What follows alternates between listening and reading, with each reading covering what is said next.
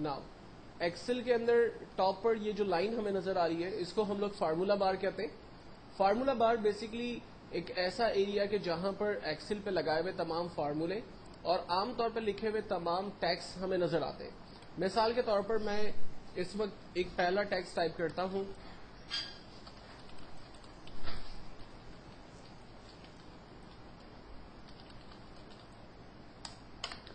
जब मैंने सेल के ऊपर टैक्स टाइप किया और इंटर प्रेस किया तो बाय डिफॉल्ट एक्सेल में कर्सर हमेशा नीचे आता है. अब एरो की प्रेस करने से मुझे पता चल रहा है कि इस सेल पर कौन सा टेक्स्ट टाइप हुआ होगा. तो एक पूरा सेंटेंस जो मैंने इस सेल के ऊपर टाइप किया वो हमें यहां पर इस फार्मूला बार के अंदर नजर आ रहा है. एक चीज हमेशा क्लियर रखना कि जिस सेल के ऊपर आप टेक्स्ट टाइप करते हो एक्चुअल में टेक्स्ट उसी सेल की प्रॉपर्टी होती है. क्योंकि सेल की साइज छोटी है इसलिए जगह ना होने की वजह से रिमेनिंग टेक्स्ट जो है वो दूसरे सेल पर हमें नजर आ रहा है. लेकिन एक्चुअल में जब मैं उन सेल के ऊपर मूव करता हूं तो आप देख सकते हैं कि फार्मूला बार में कोई भी टेक्स्ट नजर नहीं आ रहा. इसका मतलब है कि इस सेल के ऊपर कोई भी टेक्स्ट नहीं लिखा हुआ. अगर मैं C3 पर आता हूं तो मुझे यहां नजर आ रहा है welcome to Excel advance first class. इसका मतलब है कि इस सेल के ऊपर टेक्स्ट लिखा हुआ है. तो इसका मतलब यह है कि बाकी तमाम सेल जो है वो एम्प्टी है. अब इसका अंदाजा हम एक तरीके से और यूं लगा सकते हैं कि जब किसी दूसरे सेल पर जाकर हम लोग कोई भी एक टेक्स्ट, फॉर एग्जांपल मैं एक टेक्स्ट टाइप करता हूं और इंटर करता हूं तो आप देखें जो पहले सेल पर लिखा हुआ टेक्स्ट था वो हाइड हो गया. एक्चुअल में इस सेल पर चूंकि जगह नहीं थी तो इसने अपने टेक्स्ट को दूसरे सेल की तरफ मूव किया था. लेकिन जैसे ही दूसरे सेल के पास टेक्स्ट आया पहले वाले सेल से वो टेक्स्ट हटना शुरू हो गया. तो अब इसका तरीका क्या होगा? इसका तरीका ये होगा कि आप कॉलम की साइज को बड़ा कर दें ताकि टेक्स्ट जो है वो इजीली शीट पर नजर आने लगे. तो कॉलम की साइज को बड़ा करने के लिए हम लोग C और D कॉलम के बीच में जब माउस रखेंगे और माउस की साइन जब इस तरह से प्लस में तब्दील हो जाएगी तब इस पोजीशन पे हम लोग क्लिक प्रेस करके रखेंगे और अपनी मर्जी से मैनुअली इस कॉलम की साइज को बड़ा करेंगे जितना आप इसकी साइज को बड़ा करना चाहते हैं. मैनुअली साइज को बड़ा करने में ऐसा हो सकता है कि कॉलम की साइज ज्यादा बड़ी हो जाए या कम हो जाए. तो ऐसी सिचुएशन से बचने के लिए आप कॉलम के ऊपर डबल क्लिक करते हैं. इससे फायदा ये होता है कि जितना कॉलम को स्पेस रिक्वायर्ड था ऑटोमेटिकली कॉलम की साइज उतनी बड़ी हो गई. आप अपनी मर्जी से भी साइज छोटी बड़ी कर सकते हैं और डबल क्लिक करके भी कॉलम की साइज को फिट टू टेक्स्ट कर सकते हैं. और सेम चीज आप रॉ के ऊपर कर सकते हैं. अगर आप रॉ की साइज को बड़ा करना चाहें तो मैं कॉलम नंबर 3 और 4 के बीच में माउस रखता हूं. जब माउस की साइन प्लस में तब्दील हो गई तब क्लिक करके उसकी साइज बड़ी कर देता हूं. और इसकी साइज को जब मुझे ऑटो फिट करना है तो मैं डबल क्लिक करके भी इसकी साइज को ऑटो फिट कर सकता हूं. तो इससे मुझे फायदा ये होगा कि मैनुअल और ऑटोमेटिकली जिस तरह से चाहे मैं काम कर सकता हूं. अब टेक्स्ट को अगर मुझे बोल्ड, इटैलिक, अंडरलाइन करना है तो इसके लिए कुछ सिंपल टूल्स मौजूद है. लाइक टेक्स्ट को बोल्ड कर सकते हैं, इटैलिक कर सकते हैं, अंडरलाइन कर सकते हैं. बोल्ड खत्म कर रहे हैं, इटैलिक खत्म कर रहे हैं, अंडरलाइन खत्म कर रहे हैं. साइज अपनी मर्जी से बड़ी कर रहे हैं. और साइज अगर स्टेप बाय स्टेप बड़ी करनी है तो यहाँ पर इंक्रीज का टूल दिया हुआ है, इंक्रीज फॉन्ट्स है. और इसी के बराबर में डिक्रीज फॉन्ट्स का टूल दिया हुआ है. हम साइज को छोटी कर सकते हैं स्टेप बाय स्टेप. टेक्स्ट को हाईलाइट कर सकते हैं. अपनी मर्जी के हाईलाइट्स कलर्स में से कोई भी कलर चूज करके अपने टेक्स्ट को उस तरह के हाईलाइट्स कर सकते हैं. टेक्स्ट का कलर अपने हिसाब से चेंज कर सकते हैं जो भी कलर देना चाहें.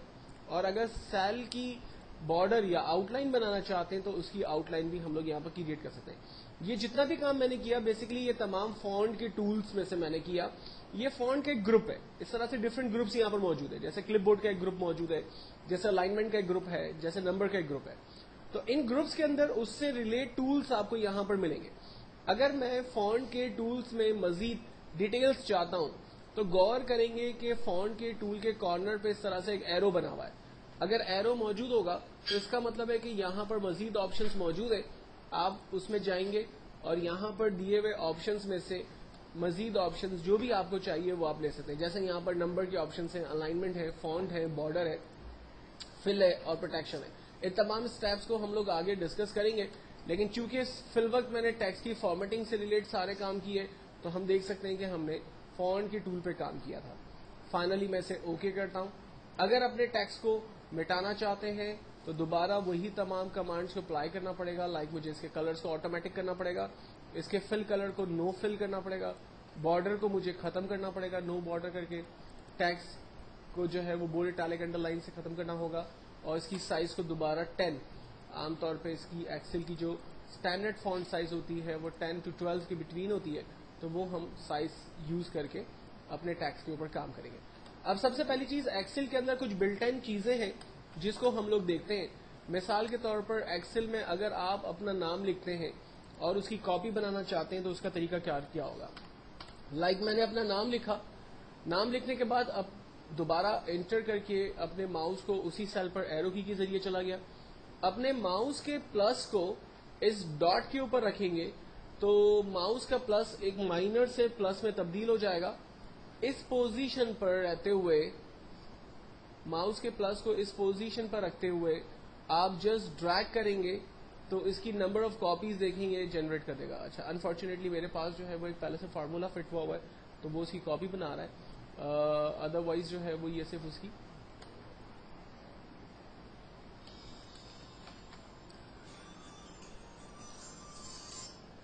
मैंने एक टेक्स्ट टाइप किया और मैं इसकी डुप्लीकेट कॉपी जो है वो ड्रैग करता हूँ।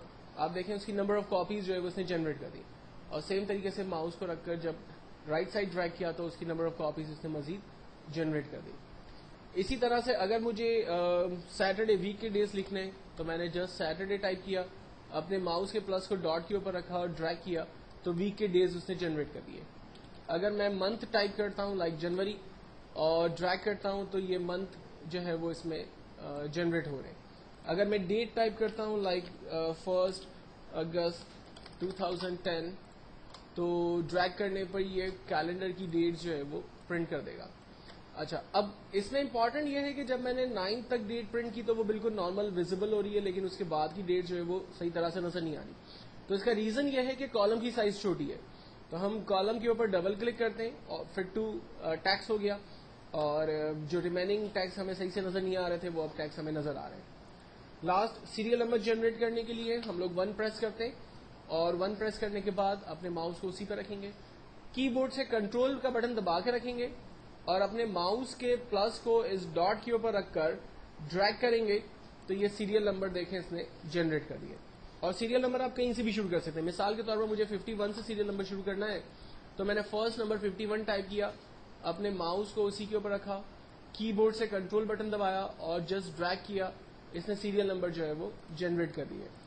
और अगर आपको रैंडम नंबर चाहिए, लाइक मैं चाह रहा हूं कि मुझे 3 का टेबल मिल जाए, तो फिर आपको 2 नंबर टाइप करने होंगे। लाइक पहला नंबर 3, सेकंड नंबर 6, दोनों नंबर टाइप किए।